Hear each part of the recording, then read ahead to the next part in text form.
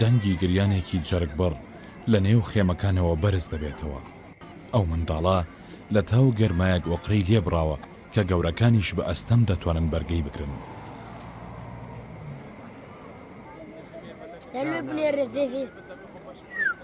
لێرە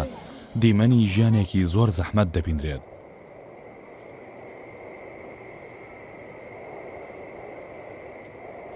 شەوان تۆز و خۆڵ و مێش و مەگەز ئارامی لە منداڵان هەڵدەگرن. منداڵانی نێو ئەم خێمانە بە سەختی دەتوانن چەند کاژێرێک بە ئارامی بخەون.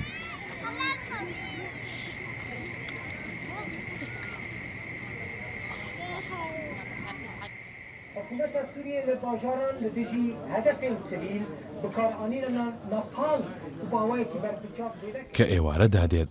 گەنج و پیر و منداڵ لە بەردەم دوکانێکی نزیک کامپەکە چاوەڕێی هەواڵێکی خۆش دەکەن بۆ ئەوەی لەم دەردەسەری ڕزگاریان بێت و بگەڕێنەوە ماڵەکانی خۆیان.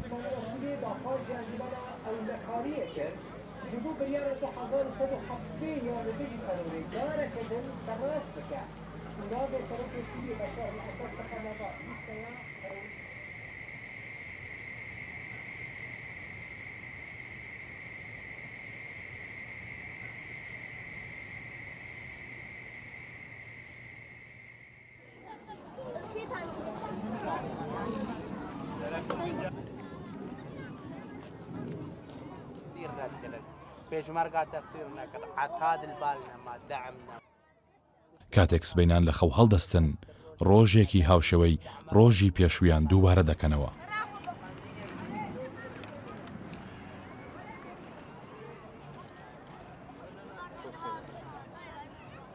کەم پیاوەرەکانی خانکێ لە باشووری ڕۆژئاوایی دیهۆکە و سەر بە قەزای سێمێلە. بەپێی ئامارە فەرمیەکان 69,000 پەنابەر لێرە دەژین.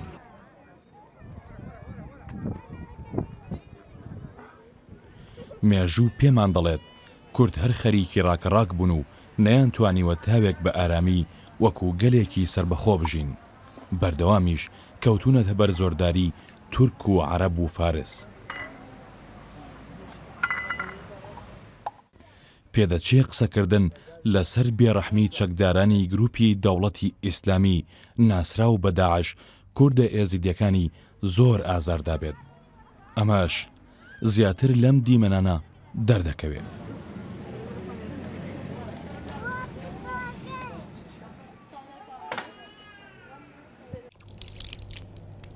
لەوەتەی شنگال و ناوچەکانی دەوروبەری کەوتونەتە دەست داعش دەیان کچ و ژن دەست درێژیان کراوەتە سەر. بەشێکی زۆریش بازرگانیان پێوە کراوە و لە نێو چەکداراندا فرۆشراون. ژماری ئەو گەنجانەش لە ژمار نایەت کە بە گولەی داعش کۆمەڵ کوشکراون. بۆیە کاتێک سەیری ئەو کەمپانە دەکەی کە ئاوەرەکانی شنگالی تێدا نیشتەجێکراون زیاتر لە کۆمەڵگەی ژنان و منداڵان دەچن. لەو کەمپانەدا ژمارەی گەنجان جاکوڕ بن یان کچ زۆر کەم بووتەوە. ئەوەی بۆ منی ڕۆژنامەنووس دڵتەزێن بوو گریانی منداڵێکی ساوە و بێخەوی ئەو منداڵە بوو لەبەر گەرما و پیسی ئەو ژینگەیەی کە منداڵەکەی تیادا دەژیا و ئەو خواردنەی بۆ منداڵە دەدرا.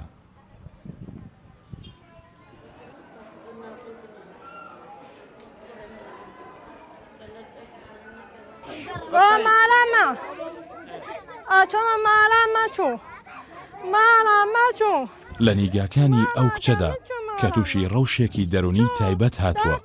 تەواوی بەدبەختی و ئاوارەیی و دەربەدەری دەبیندرێت. جگە لەو وشەیە کە دەری دەبڕێت ناتوانێت هیچی دیکە بدرکێنێت.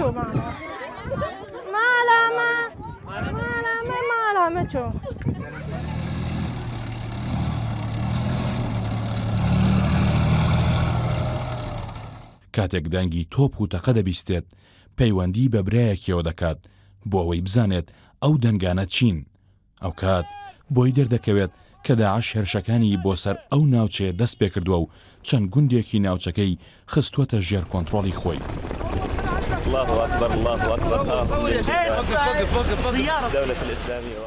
سعادة دوني ذي شباب ما دست عفيتاش سلاحت خو أم همو دركتل أمشي النقطة خارجي و یەکش جماعەتێ ماژی بریندار بوو گولەکە سینگەوی کات هاتان هەر نەخۆشخانەیە هەمەڕوو مدەڕحات کلاشینکۆف مقاوماوی نینە ئەلە دۆشکا بێ و دۆشکاژی مە نەبوو و تەلقێت ما نەبوون مەچە هەبوو مە دسێ جیسی هەبوون ئەوێت جێش ومە دسێ قەناسە هەبوون دە قەناسە سێ بوون ومە بیکەیسێک هەبوو و یە قادیفە بوو گولێ قادیفێ نەمان سێ مرۆڤ شەر بکن ئەوەی هە داعش هاتن ما کوشتنشوان مە نزیکی 15 نەفەراشوان کوشت مە سێ سارە سەقتاندن مەرجێک بوو و دێرەک بوو و هەمەرەک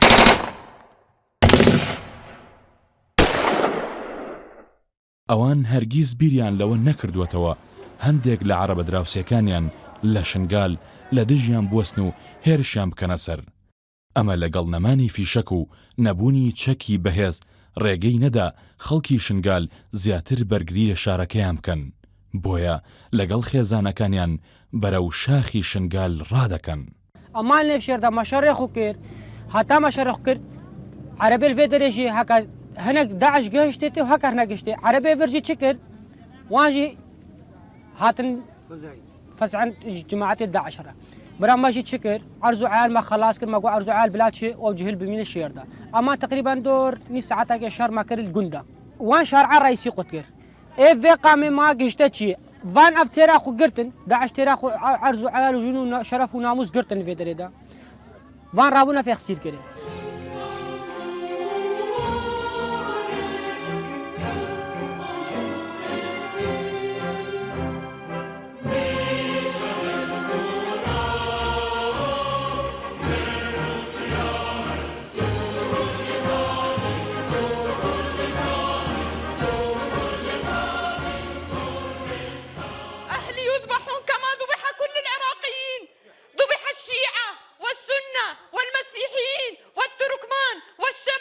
واليوم يذبح اليزيديين. أخوان، نحن نريد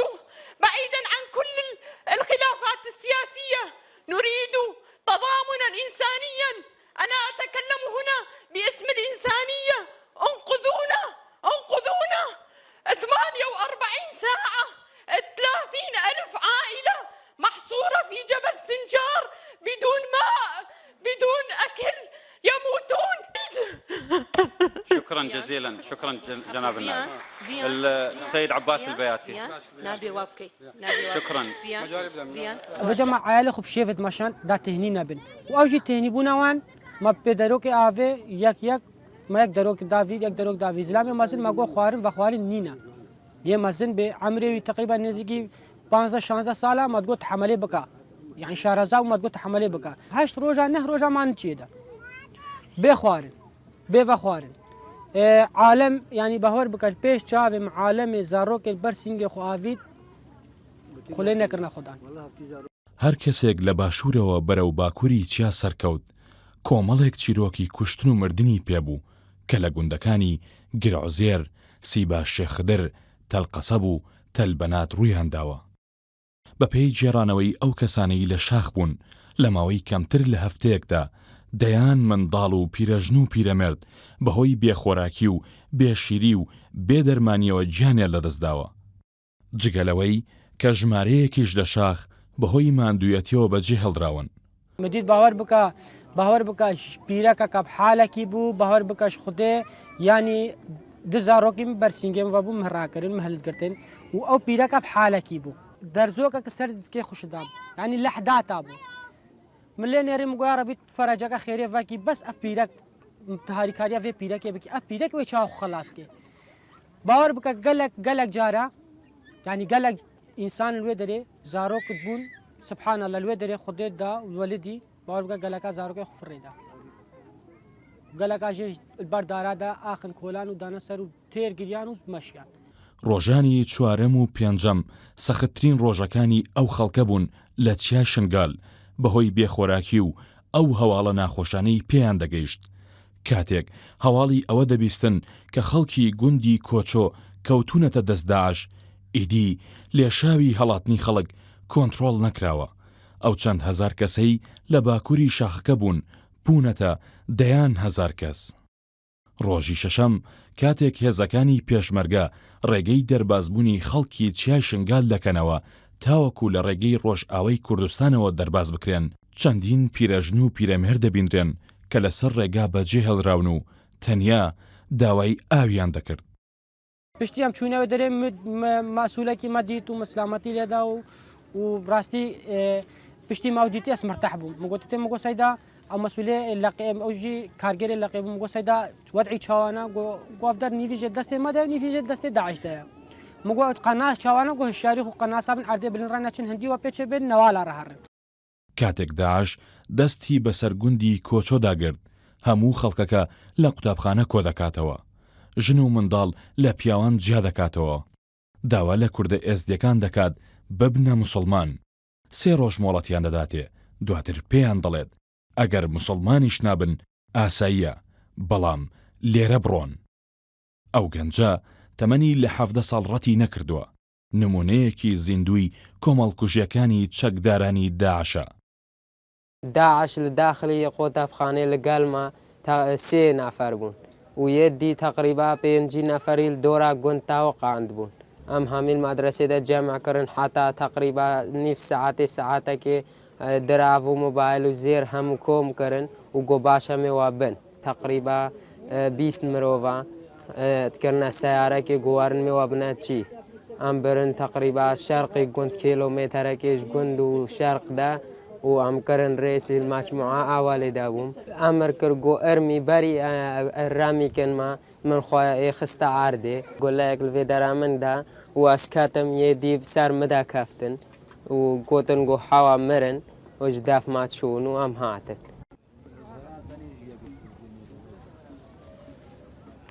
خدر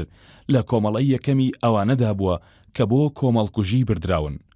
لە کاتی دەستڕێژەکەدا دەکەوێتە ژێر چەند تەرمێکی دیکە چەکداران وا دەزانن هەمویان مردوون کاتێک دەچن کۆمەڵەیەکی دیکە بێنن بۆ کوشتن ئەو ڕادەکات و لە کوشتن ڕزگاری دەبێت.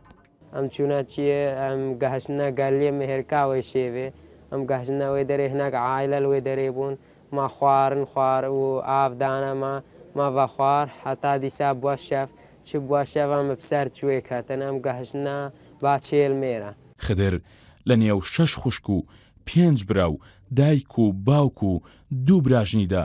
بەتەنیا هەر خۆی ماوەتەوە. داعش کە ناوی لە دەسەڵاتەکەی ناوە خلافەتی ئیسلامی لە شنگال تەنیا کوردی ئێزدی و مەسیحیەکانی کۆمەڵکوژ نەکردووە بەڵکو چەندین کەسی دیکەشیان کوشتووە کە موسڵمان بوون واتە گولەی داعش جیاوازی نەکردووە لە نێوان هیچ کەس و ئاینێک لە کوردستاندا.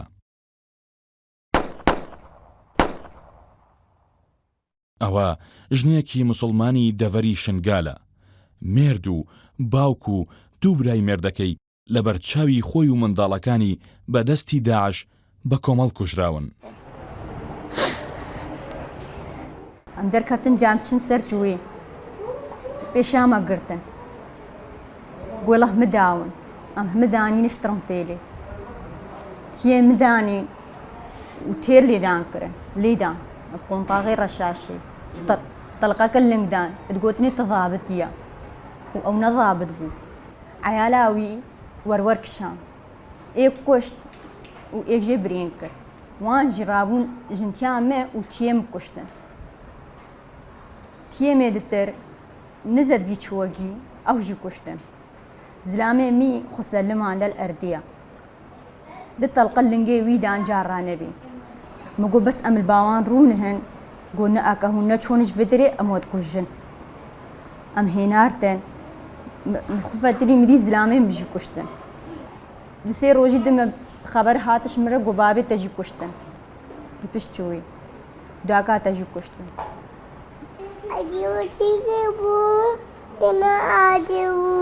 چێ؟ تارکیدێ بوو؟ ئەو خۆیەکشێ جینارێ مەهات دیسە بۆوان دەقەعەری مە ئەو ناس کرد گورە جینارێ مەبوو ئیمە تێوتی بوو ئەو وەهانەکێ وەکە کومەکی شرتا لێ بوو نویسی بوو فدرێ لا ئیلاهە ئیلا الله و بێجانەکە گوبەل چول تڕم پێ لێ سار بوو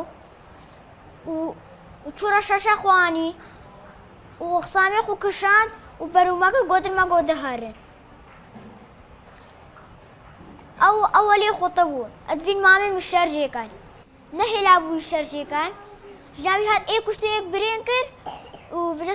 ساجور بسير دا فالاكر ساجور بسير دا فالاكر مجي جي دا راو مجي بي دا راو ام شون مامي من رابو سرخو نانا كتك رابي مامي من رابو سرخو تلقاك الفراوي دان قوش جي فراندن وفي جانا كي دو تلقلنجي بابي مدان ام شون هاو كرم كتر مداين زوبن يالن ويا ماجد كجن ام هم داهاتنا فجانا كي مشكا سلمان دا من القادة سلمان جينا مامي فجانا كي اول ايك مامي ميستري كشتن نهاري ميستري بون يعني شبابي ميستر بون وفجأة او باري كشتن دورة جناوي كشتن دورة مامي مكشتن الاخيرة بابي مكشتن لە هەموو چیرۆکەکان کاریگەرتر لە نێو کامپی خانکێ زۆر بە فراوانی باسی زەوتکردنی ناموس و دەستدرێژیکردنە سەرکچانی شنگال دەکرێت. دایکێ ما خەسوویت ماش ما قوتکردن لە بەعاشش ما قوتکردن یعنی پیرەکەش ما جداکردن نێزینگی 10,000 ژن و کەس و زارۆ ئەمە قاعەکێ دەبوون ئەمینانە مووسلت 10 ڕۆژامت قاعەکێدا هەر ئاخەفتن هەر هەڕۆت گوتن مێوە بنەمالێەوە و مشکلەکەمە بوەڕەنینە بژی 10 ڕۆژی دی گوتن گۆخە حازرکن مێوە بنەمالێتەوە دیسە هەر پاسا ئەمانە مووسل ئەمانە مالەکە مەزنگە مالەکە گەلەکە مەزن بووە 4 تابق پشتی ڕۆژێکێ مروێ مالێ دەبوون گوتن گۆمێوە هەمووە گۆ پرسشمەکردن گۆ هەماون هەموو زەوجاندنە بخۆڕە یعنی ونێت چکن ما گۆمێ خۆکوژن هەکە و مخۆڕە زۆرە زەوجاندن و ئەم زەوجینە و زلامێت مەهانە ئەمە یعنی زەواش چێ نابێ بەیەکی دیڕە ئەم بزەوجن گوتن گۆ ئەفتش نەبخێراوایە و vê ئەمە زۆریە وەکن يعني قالك كناش كوتشو برن انها عرزو عالد وان هموا ايه تلاحفر بي ايه شنغال دما بي ايه برينا سوري يعني عرزو عال برنجي وبريفا جيت كشتن يعني قالك جاران هاتي شي هناك بيني بجي ازبتني فلتي مش مالكي تيجي تي بريندارا بيني بجي ازبتني فلتي مش کاتێت جوانش خۆڕەژێ کردن جارە عاولی چکەچە جوان باش خۆڕەژێ کردن و بزۆری برن بتعدا بلێدان بگری شخۆڕە بزۆرە گەلک تەعدا الجنێ و کەچێت ئێزیتیە هاتاکردن وەکە فەرمانێک هاتە سەرێ کورداژی وەکاوی فەرمانێ سەرێ مەژی کردن و هەرجار هەنەک مووسل یعنی برنە سوکا مووسلێ و سوکا سووریا فرۆتن کەچ و ژینێر ئێزیتیا ون vێکە زانن و گولڤی تشتی بووە هەڤالێم هەر ڕۆژ یعنی هەنێک ژێت برن تا لێ ئەزبتنێ مامد وێ دەرێ یەکە ئەش بە مەش کۆچۆ بوو گەلەکە جوان بوو مەسنێوان هات یعنی شێخێوان هات وش خۆڕە کراسێکی بووگا کرە بەردە ئەمرێوە دوور 21 ساڵی بوو کراسێکی بووگا کرە بەردە و زۆرە یعنی بلێدان و بگری ئش خۆڕەوەی وارێ بەرچاوێ ئەفتەش دیتت بەرچاوێ 2 ساڵە و 10 هەیڤە ئەمە زەوجی بوون 2 ساڵە زەوج بوون و ڕاستیم بەهۆڕ نەتکرێ یعنی وساز حیاتەمە وسا کورد بێ و زەواج وسا کورد بێ و بەهۆڕ نەتکردمە هیچ نێزین بوویە وەختێم دیتی دلێوی گەلێکی مەبە بوو جارە تالی گوتم بەس گۆ بیبی خەلاسکە و گۆم تشتێکی دی ئیشتە ناوێ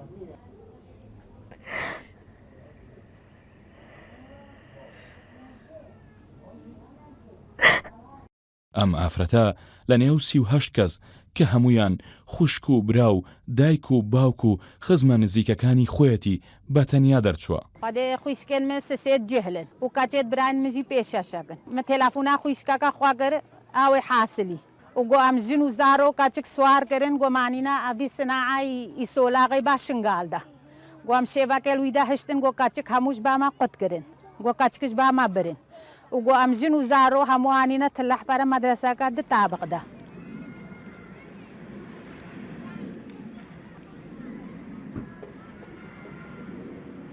خویشکەمە تەلەفۆن کرد گۆ ئەمت گرتینە لە تلەحفەرێ گۆ من قۆتەبخانەیەکی داینە ئەم باست دگرتینە من نکارنە دەرەکێدا چن و گۆ ئەمە وێ دەرێت حەبسینە. تشتاقي زلامان نزعني غير أبش قوتنا ويقو كبار كرنا خايا وبرن بس هند بريندار فالتين قو أم همو برن كنا حودين مراشال دورا قندوم همو رامي كرن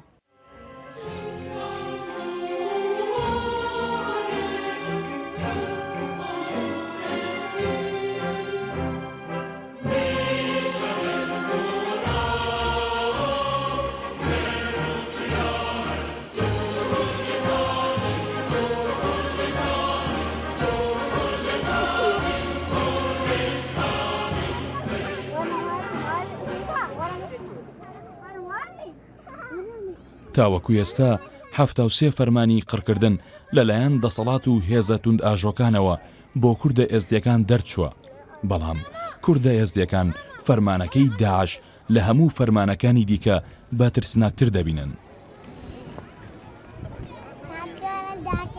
بەشێک لەو کچانەی دەستدرێژان کراوەتە سەر دواتر لە دەستی داعش ڕزگاریان بۆ هەڵاتون بۆ سەرچیای شنگال، بەڵام بەهۆی ئەو کاریگەریە دەرونەی لەسەریان دروست بووە خۆیان کوشت. کاتێک بەسەر شەقامەکەدا بەرەو نێو کەمپەکە دەڕۆی تەنیا گوێت لە دەنجی گریانی منداڵ دەبێت. تۆز و خۆڵی نێو کامپەکە لەگەڵ ئەو ئارەقەی دەری دەدەن بەهۆی گەرماوە ڕوخساری منداڵەکانی زەر کردووە. کاتێک گەردەلوولی تۆز و خۆڵ دەست پێ دەکات دایکان منداڵەکانیان لە باوەش دەگرن و چاوەکانی خۆشیان تون دەنووقێنن.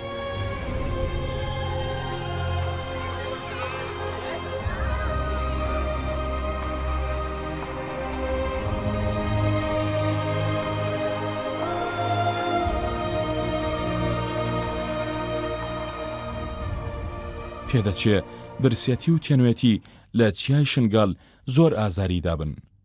بۆیە زۆربەی منداڵان لە نێو کامپەکەش دەبەیان بەدەستەوە بوو. کاتی نان خواردنیش گەورە و بچووکی نێو کامپەکە قابلەمە بەدەست ریزیان دەبەست بۆ وەرگرتنی خواردنی ئەو ژەمە.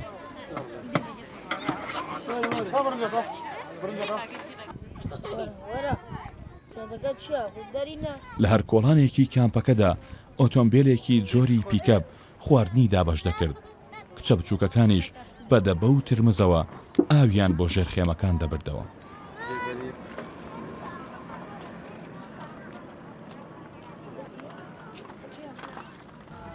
ژن و مێردێکی پیرم بینی دام بە خەندە دوو منداڵی بچووکیان لەلا بوو. لە خەندەکەیان ڕاهەستن بەوە کرد پیاوەکە خۆشحاڵە کە خێزانەکەی لەگەڵدایە، ڕەنگە سەلامەتی ژن بۆ پیا و هەموو دنیا بێنێ.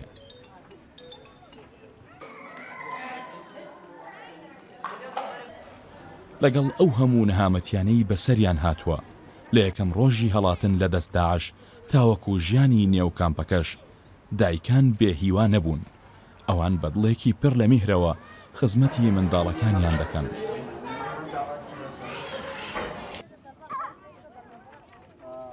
بەشێک لە منداڵان لە نێو تۆز و خۆڵی کامپەکەدا هەڵماتێنیان دەکرد.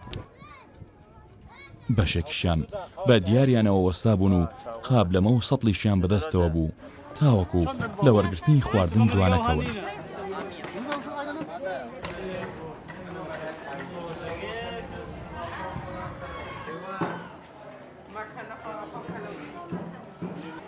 دەربەدەری و ماڵوێرانی و ئاوارەبوون